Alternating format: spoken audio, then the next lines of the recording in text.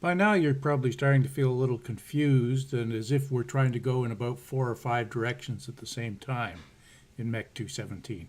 And that really is because we are trying to go in 4 or 5 directions at the same time in MECH 217. This is a wide-ranging course.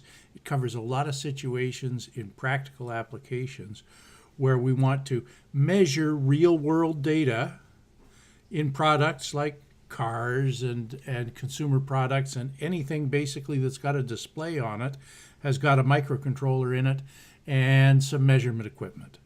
So we need to understand about transducers,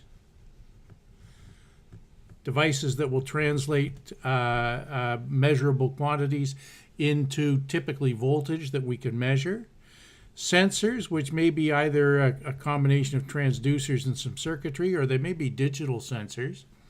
And we have to put all of that together with microcontrollers because we need our measurement systems to be affordable so that we can build them into our products. At the same time, we'd like to process that data, and we'd like to process that data in real time so that we know the answers right away. We don't want to get to them later. And we're going to, in this course, we're testing those ideas in Python because Python's an easy scripting language to do a lot of very powerful math without too much code.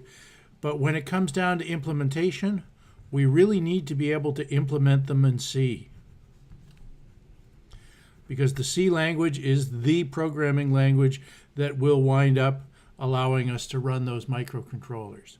So we're learning not only about the physical stuff that goes along with measuring real-world data, but also about the programming that we need to do to process that data in real time, and focusing on 2 different programming systems. None of this data is any good unless we know how accurate it is. And we're going to be trying to estimate and control uncertainty. The smaller our uncertainty is, the better. And the better our estimate of that uncertainty, the better we'll know how reliable our measurements are. To understand that uncertainty, we have to do a little bit of statistics.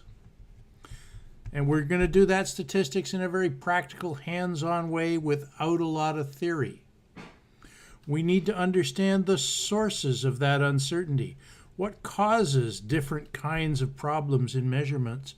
What causes our measurements to be a little bit incorrect? And we need to know how all of those sources are going to combine together to have an effect on our overall measurement.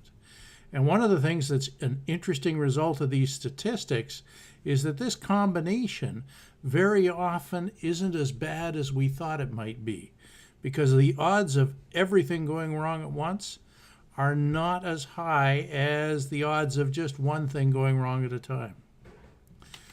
Finally, if we're going to use this measured real-world data with some processing to tell us what's going on with other factors in our measurement, and we have a reasonable idea of what our uncertainty is about our measurements, then we should be able to predict how the systems that we're measuring are going to change with time. And to do that, we have to understand the measurement dynamics, how quickly our measurement devices, our transducers and sensors and our microcontroller can keep up with measuring what's going on. And we also need to be able to understand the system dynamics, how quickly our system is going to change. There's going to be a lot of F equals ma in there, or conservation of energy governing how quickly temperatures will change, things like that. And if we understand these measurement dynamics and these system dynamics, they're almost always going to wind up giving us time derivatives.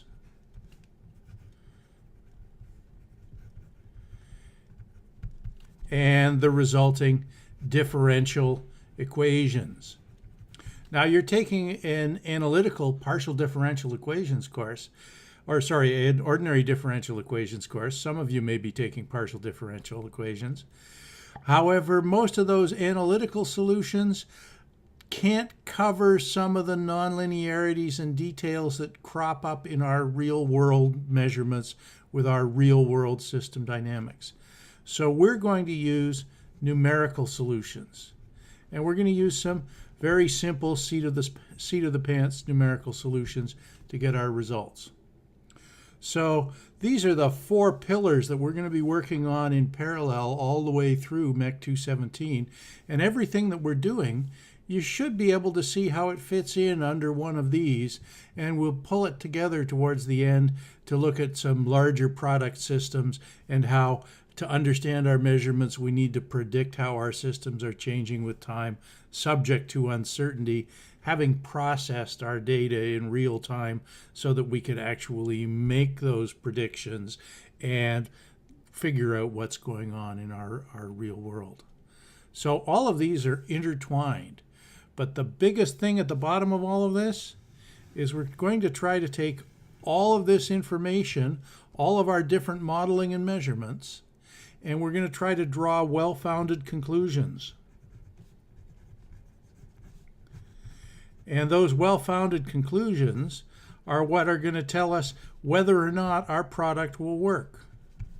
Because ultimately, it's all about design. We're going to design and build real products in the real world. And our major design question, will it work? And ultimately, once we've done all of these tasks, we should be able to make a reasonable assessment on whether or not it will work. So when you're looking at MECH 217 and you're feeling like everything looks a little bit confusing, you might want to look back at this bigger picture and see how all of the small things that we're doing fit together to pull together to answer eventually the single most important question. We're thinking of a design, we've got some ideas about how we'll measure what's going on and process that data to tell us what that means in our product. Knowing how well we're succeeding in measuring and predicting what's going to happen if we execute some control on that project, on that product. So this is our biggest question, will it work? And all of these little tools are going to help us answer that.